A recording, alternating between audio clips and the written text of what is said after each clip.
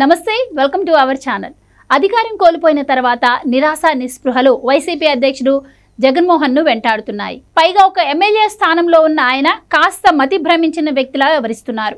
TDP కూటమి అధికారంలో రాష్ట్రంలో శాంతి భద్రతలు క్షీణించాయని పదే పదే ఆవేశంగా చెబుతున్నారు. నిజానికి ఆయన ముఖ్యమంత్రిగా ఉన్నప్పుడు ఉన్న దౌర్భాగ్యకర పరిస్థితులను జగన్ గుర్తించడం లేదు. ఇక అసెంబ్లీలో అధికార పక్షాన్ని ఎలా ఎదుర్కోవాలి అనేది ఇప్పటికే జగన్ కు తలనొప్పిగా మారిన సంగతి తెలిసిందే. తొలుత అసలు అసెంబ్లీ గడప తొక్కరేమో అనుకున్నారు. కానీ సమావేశాలకు హాజరవుతారని తన కోటరీ మనుషుల ద్వారా ప్రకటించారు. అసెంబ్లీలో అడుగు పెడితే చంద్రబాబు, పవన్ కళ్యాణ్ ఎదుట తలెత్తుకునే పరిస్థితి ఉండదు కాబట్టి సమావేశాలకు డుమ్మా కొట్టేలా పక్కా ప్లాన్ వేశారు.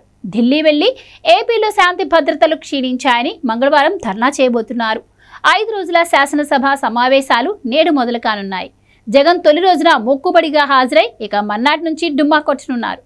అసెంబ్లీలో ఉభయ సభలను ఉద్దేశించి గవర్నర్ అబ్దుల్ నజీర్ చేసే ప్రసంగాన్ని అడ్డుకుంటామని జగన్ ముందుగానే ప్రకటించారు. అలా నిరసన తెలిపి ఇలా సభ నుంచి మధ్యలోనే వెళ్లిపోతారని వైసీపీ వర్గాలు చెబుతున్నాయి.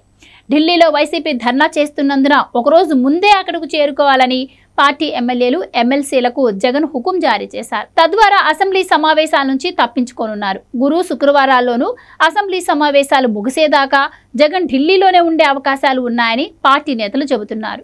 బుధవారం నుంచి 3 రోజుల పాటు చంద్రబాబు ప్రభుత్వం అసెంబ్లీలో శాంతి భద్రతలు, పరిశ్రమలు, రాష్ట్ర ఆర్థిక పరిస్థితిపై 3 శ్వేతపత్రాలను ప్రవేశపెట్టనుంది. శుక్రవారంతో శాసనసభ సమావేశాలు ముగుస్తాయి. అంటే మొత్తం సమావేశాలకు జగన్ డుమ్మా కొట్టేలా ప్లాన్ చేశారు. 11 మంది ఎమ్మెల్యేలతో ఆ శ్వేతపత్రాలకు సమాధానాలు చెప్పే సత్తా లేనందునే జగన్ ఈ ప్లాన్ వేశారని అంటున్నారు.